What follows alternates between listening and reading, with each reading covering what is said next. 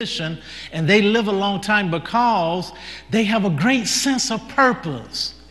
But those who are ready to give up and they really don't have a reason to live, they don't make it, because purpose energizes us. Purpose gives us meaning in life. It gives us a reason to live. It gives us a reason to want to go on. Your purpose, your purpose. They say that even prisoners, most prisoners who are serving life sentences, they sleep 12 to 14 hours a day because they have no purpose. They have no reason to get out of the bed. They don't have anything to look forward to. Nothing to do. Purpose.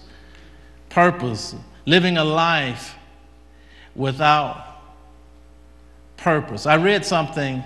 Actually, I didn't read something, but I actually heard one of the most successful college coaches of all time. And his name is Lou Holtz. And he was one of the most successful most celebrated college coaches of all time. Finished his career at Notre Dame. And I recently heard him speak, and he shared some of his life principles, and I wrote them down because they were really worthy of much thought and consideration.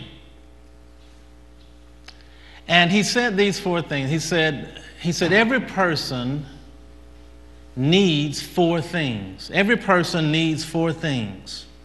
Number one, they need something to do. Number two, they need someone to love.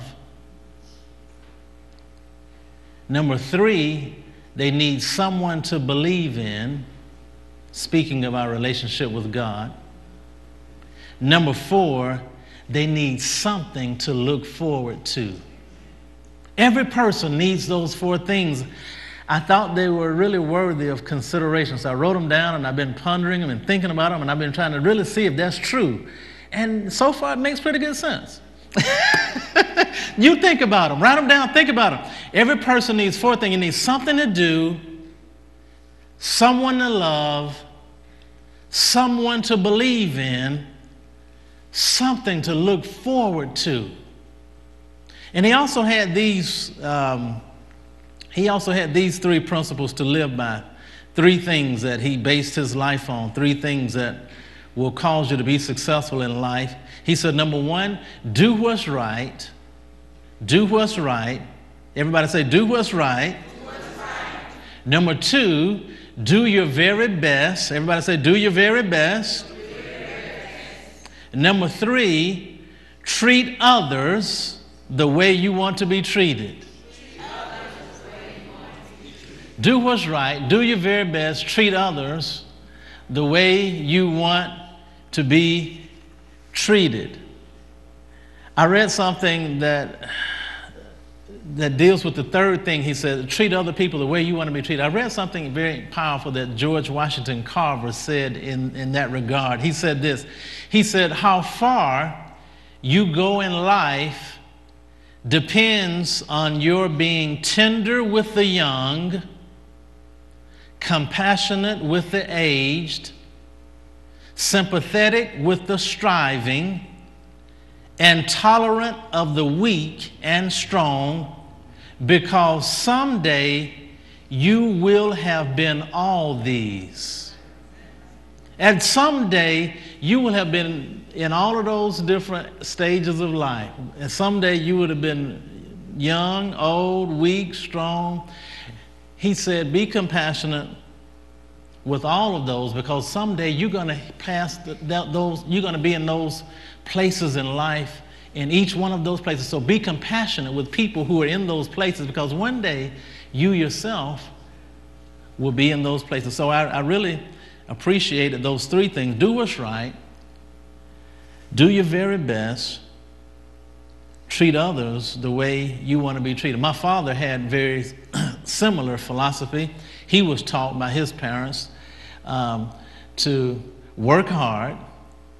That's very similar to what Lou Holtz said. That's similar to do your very best. He said work hard. Be honest. That's similar to what Lou Holt said. He says, do what's right. That's similar to being honest. And he also said, keep good company. Work hard, be honest, keep good company. And those were the guiding principles of my father's life, and that were passed down to him throughout generations. But I thought that was very noteworthy, the 4 things that every person needs and 3 principles to guide your life by.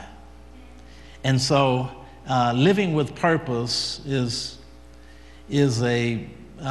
something we have to really stop and examine our lives and just see where we are. We mentioned last time there are some questions you ought to ask yourself. You ought to ask yourself, who am I? What am I doing? Where am I going? Am I making a difference? Is the world better because I am here?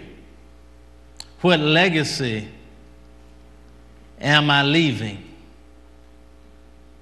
Benjamin Franklin said every night before he went to sleep, he asked himself this question: what good have I done today? What good have I done today? That was a part of his purpose. He understood that a part of his existing. He wanted to do good. He wanted to make a difference every day. What good have I done today?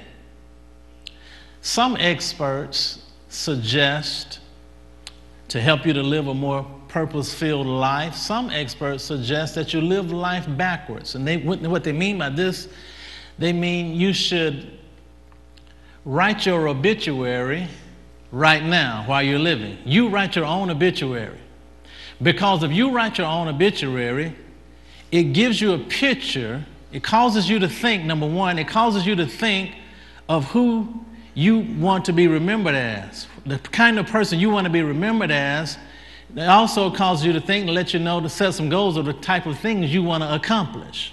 And so it gives you an idea of the life you want to represent. So some experts say, write your own obituary and then live life backwards, because you're trying to end up fulfilling what you have written about yourself. And so it gives you a wonderful purpose when you can say, this is what I want to be known as. When I leave this place, this is the legacy I want to leave. This is the life I want to live, and these are the things I want to accomplish. This is who I want to be known as. You write your own obituary, and then you begin to live life backwards from your own obituary. Alfred Nobel, he had an instance in his life where his brother died. And the newspapers got it mixed up. They thought it was Alfred who had died. And so they wrote Alfred's obituary and put it in the paper. And so Alfred Nobel read his own obituary because they had mistaken him for his brother. And when he read the obituary only talked about the fact that he had invented dynamite, and how dynamite had been used in wars, and how it had killed people and been a destructive force in the earth. And he said when he read that, it challenged him to change his life, because that's not what he wanted to be known for. He didn't want his life to represent a destructive force that caused death. And he said he rewrote his own life. He rewrote his own life. Winston Churchill said, my future is going to be very kind to me because I intend to write it. Alfred Nobel, after reading what was written about him, he went on to establish the Nobel Peace Prize, the Nobel Economics Prize, the Nobel, Medical Prize. He got prizes in every facet of life. His life changed after he read his own obituary. We're out of time, folks. I want you to go to airjesus.com. You can listen to this message number 7480, Living with Purpose, Part 2. You can also email this to a friend absolutely free of charge. Thank you so much for joining us today at Brothers of the Word, because, brother, you need the Word.